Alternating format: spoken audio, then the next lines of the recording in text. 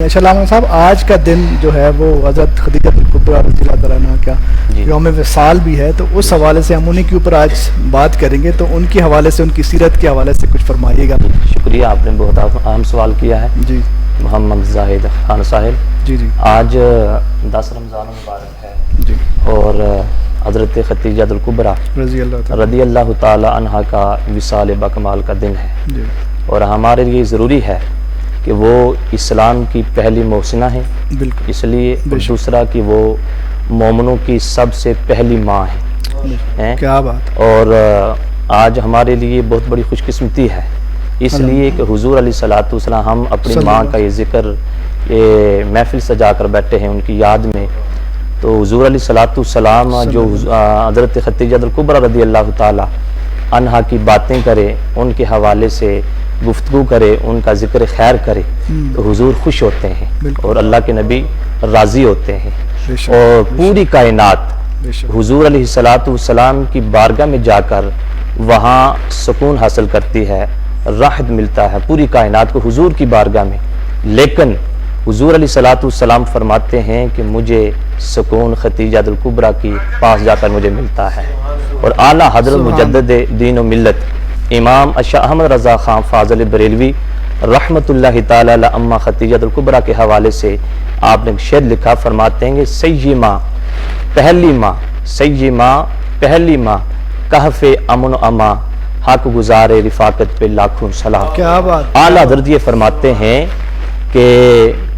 اصحاب کہف کی ایک غار تھی، ان کو اس غار کے علاوہ کہیں بھی سکون نہیں ملتا تھا، اس غار میں جا کر ان کو راحت اور سکون ہوا کرتا تھا، اور ہماری اعلیٰ حضرت فرماتے ہیں ہماری وہ پہلی ماں ہیں حضرت خدیجہ الکبریٰ رضی اللہ تعالی عنہا، کہ جن کے پاس جا کر ہمارے نبی کو سکون ہوا کرتا تھا۔ تو حضرت خدیجہ الکبریٰ رضی اللہ تعالی عنہا اسلام میں سے پہلی وہ خاتون ہیں جن نے حضور پر ایمان لایا اور اسلام قبول کیا، اور حضور علیہ الصلوۃ والسلام کے پاس رب ذوالجلال نے جبریل امین کو بھیجا اسلام کا تحفہ بھیج کر، اور وہ کتنی عظیم خاتون ہیں جن کا آج ہم ذکر سجا کر بیٹھے ہوئے ہیں۔ انعام رمضان کے ٹرانسمیشن کی طرف سے بڑی خوش قسمتی ہے، آج حضور بھی جب یہ پروگرام دیکھ رہے ہوں گے،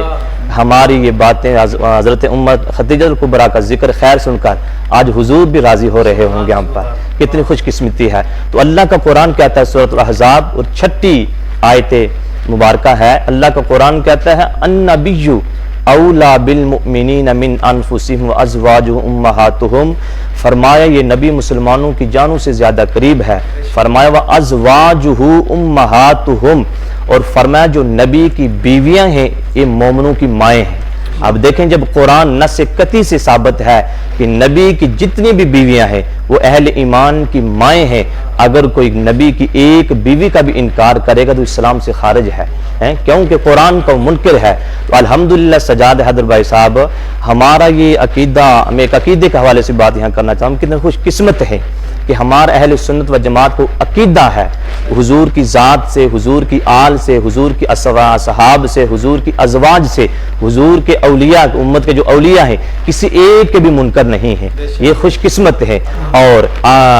محدث علی پوری پیر سید جماعت علی شاہ رحمت اللہ علیہ کہا کرتے تھے کہ اس عقیدے پہ ناز کیا کرو، اس عقیدے پہ فخر کیا کرو، اور یہ شرعی مسئلہ میں بتانے لگا ہوں، اگر کوئی گناہ گار ہوگا اس کی بخشش ہے، اور اہل سنت میں آپ کو جاہل، ان پڑھ بزرگ نظر آ سکتا ہے،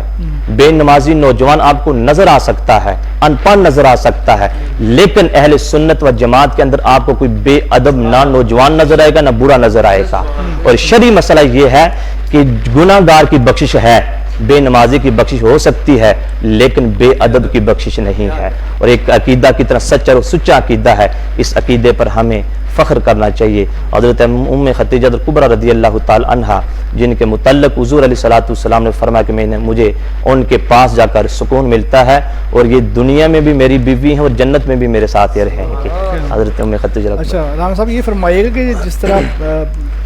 پہلی ازواج مطہرات میں سب سے پہلے، تو اس کیا سپورٹ ملی تھی اس ٹائم حضور صلی اللہ علیہ وسلم کو اس حوالے سے بھی، کیونکہ بتایا یہ جاتا ہے کہ وہ پہلے مطلب ایک مالدار خاتون تھی، اور اس کے آنے سے، ان کی زندگی میں آنے سے جو ہے وہ بڑی ایک سپورٹ ملی ان کو، اس حوالے سے بھی فرمائیے۔ جی جی، حضرت ام خدیجہ الکبریٰ رضی اللہ تعالی عنہا ایک بہت بڑے تاجر کی بیٹی تھی. جب ان کا وصال ہوا ان کے والد کا حضور علیہ الصلوۃ والسلام کے سسر کا، ان کے جانے کے بعد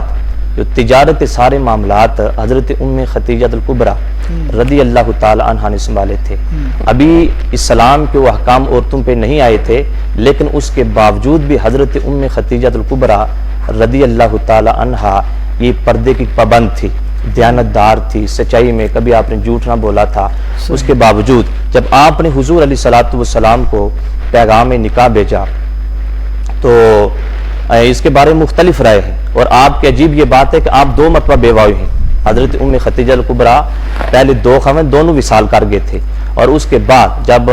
دوسرا خاوند کا ان کا وصال ہوا تو آپ کو بڑے بڑے تاجروں کے پیغام آئے نکاح کے، لیکن آپ خاموش رہیں. اور کچھ لوگوں نے بڑی بڑی باتیں لکھیں، لیکن شیخ محدث دہلوی رحمۃ اللہ تعالیٰ نے لکھا ہے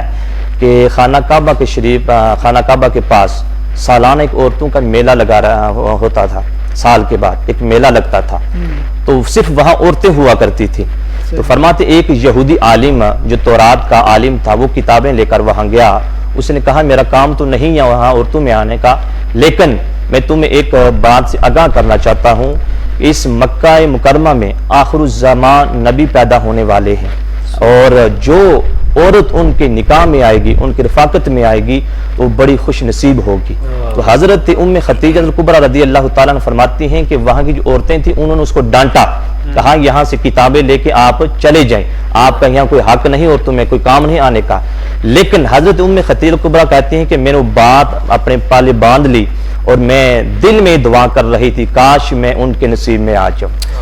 اور اس کے بعد آپ نے خواب بھی بیان فرمایا میں نے خواب یہ دیکھا کہ آفتاب سے، آسمان سے ایک آفتاب میرے گھر میں اترا، اور اس نور سے میرا گھر منور ہو کر مکہ مکرمہ میں وہ نور سے منور ہو گیا، پورا شہر نور سے منور ہو گیا. فرماتی میں نے اپنے چچا زاد بھائی سے اس خواب کی تعبیر پوچھی جو ورقہ بن نوفل تھا. اس نے خواب کی تعبیر یہ بتائی کہ آپ کا جو نکاح ہے، اس خواب کی تعبیر یہ ہے کہ آپ کا آخر الزمان نبی کے ساتھ نکاح ہوگا، اور اسلام میں سب سے پہلے آپ ان پر، اور پھر جب آپ کا نکاح ہوا تو آپ نے سارا مال حضور کے قدموں میں نچھاور کر دیا. اور اس وقت کیونکہ حالات بڑے کشیدہ تھے، حضور علیہ الصلوۃ والسلام کی تکذیب کی جا رہی تھی، حالات بڑے تنگ تھے، اس کے باوجود بھی آپ نے سب کچھ مال حضور کے قدموں میں رکھا اور فرمایا یا رسول اللہ جب میں آپ کی ہو گئی ہوں تو میری ہر چیز آپ کی ہے. اور حضرت خدیجہ الکبریٰ مکہ میں سب سے بڑی تاجرہ تھی، اور سب سے زیادہ آپ کا مال بکا کرتا تھا. اور ایک مرتبہ آپ کی جو نفیسہ ہیں حضرت ان کو بعد میں اسلام نے قبول کیا، فرماتی ہیں جب مکہ والوں کا نقصان ہوا، مال ان کے تجارت میں نقصان ہوا، تو اس وقت بھی اللہ تبارک و تعالیٰ نے حضرت خدیجہ الکبریٰ کو 11 گنا نفع عطا فرمایا تھا. حضور علیہ الصلوۃ والسلام پہ انہوں نے سب کچھ قربان کر دیا. یہ حضرت ام خدیجہ الکبریٰ رضی اللہ تعالی عنہا کی فضیلت ہے، یہ مقام ہے، اور کتنی خوش قسمت ہیں وہ خاتون. حضور علیہ الصلوۃ والسلام نے جن کے متعلق فرمایا کہ حضرت خدیجہ الکبریٰ نے میرا اس وقت ساتھ دیا تھا، مال سے میری امداد کی تھی جب لوگ میری تکذیب کر رہے تھے، لوگ مجھے جٹلا رہے تھے، تکلیفیں دے رہے تھے. لیکن تاجر کی بیٹی تھی، اور جب حضور کے گھر آئیں تو پھر وہ اتنی امیر تھی کہ ان کی 20 کنیزیں تھی اور درجن ان کے نوکر تھے، لیکن اتنی وہ مالدار ہونے کے باوجود جب حضور کے گھر میں آئیں تو پھر انہوں نے اپنی ایک فقیری کو اختیار کر لیا. یا رسول اللہ کیوں آپ کو اگر تجارت نہیں پسند، مال پسند نہیں، آپ کو فقیری پسند ہے، عاجزی پسند ہے، تو مجھے بھی آپ نے سب کچھ نچھاور کر دیا، صرف ایک تہمت اپنے پاس رکھا کپڑے، اس پہ بھی کئی پابند لگے ہوئے تھے. پھر آپ جب حضور کے گھر آئیں تو حضور کے گھر آ کر آپ نے جھاڑو بھی دیا، کھانا بھی بنایا، حضور کے کپڑے بھی دھوئے، اور جو بیوی والے حکم سارے آپ نے ادا کیے. تو اس سے ان عورتیں جو امیر خاندانوں کی ہیں ان کو بھی حضرت خدیجہ الکبریٰ رضی اللہ تعالی عنہا کی سیرت پڑھ کر یہ عبرت حاصل کرنا چاہیے. ایک نبی کی بیوی ہو کر ان کی اتنی عاجزی، اتنی انکساری، اور جنہوں نے اپنی ساری زندگی میں اپنے گھر میں کبھی جھاڑو نہیں دیا تھا، درجنے اور 20 ان کی کنیزیں تھیں، درجن ان کے نوکر تھے، تو وہ بھی آ کر ایک امت کو پیغام درس دیا ہے حضور علیہ الصلوۃ والسلام کی زوجہ نے. یہ امت مسلمہ کی جو عورتیں ہیں ان کے لیے ایک بہت بڑا ایک پیغام ہے.